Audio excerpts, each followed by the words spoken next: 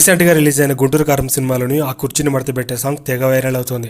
ఆ కుర్చీని మడతబెట్టి అంటూ ఒక డైలాగ్తో ఫేమస్ అయ్యారు ఏజెంట్ తాత అలియాస్ షేక్ మహమ్మద్ పాషా. ఆ డైలాగ్ వాడుకునేందుకు మ్యూజిక్ డైరెక్టర్ ఎస్ఎస్ తమన్ ₹1,00,000 ఇచ్చినట్లు వార్తలు వచ్చాయి. అయితే ఓ ఛానల్కి ఇచ్చిన ఇంటర్వ్యూలో కుర్చీ తాత కేవలం 5,000 ఇచ్చారని చెప్పాడు. దీంతో తమన్పై ఫుల్ ట్రోలింగ్ అయింది. అదే తాత మరో వీడియోలో ఏం చెప్పడం మీరే వినండి. ఏమండి, నా అభిమానులారా మరియు ప్రజలారా, నాకు ఆర్టీవీ వాళ్ళు 5,000 ఇచ్చిండ్రు. మ్యూజిక్ డైరెక్టర్ తమన్ గారు ₹1,00,000 ఇచ్చిండ్రు.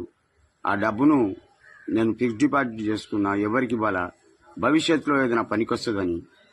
అందువల్ల ఎవరు అబద్ధం చెప్పినా నమ్మద్దు. జనాలు మరియు నా అభిమానులారా, నేను ఎప్పుడో అబద్ధం తప్పు మాట్లాడా. ఇంకొకసారి మీకు అందరికీ దండం. ఇంతకీ ఈ కుర్చీ సాంగ్ మీకు ఎలా అనిపించింది కామెంట్ చేయండి. ఇలాంటి మరిన్ని ఇంట్రెస్టింగ్ వీడియోస్ కోసం మా ఛానల్ని సబ్స్క్రైబ్ చేసుకోండి. వీడియో నచ్చితే లైక్ చేయండి, షేర్ చేయండి.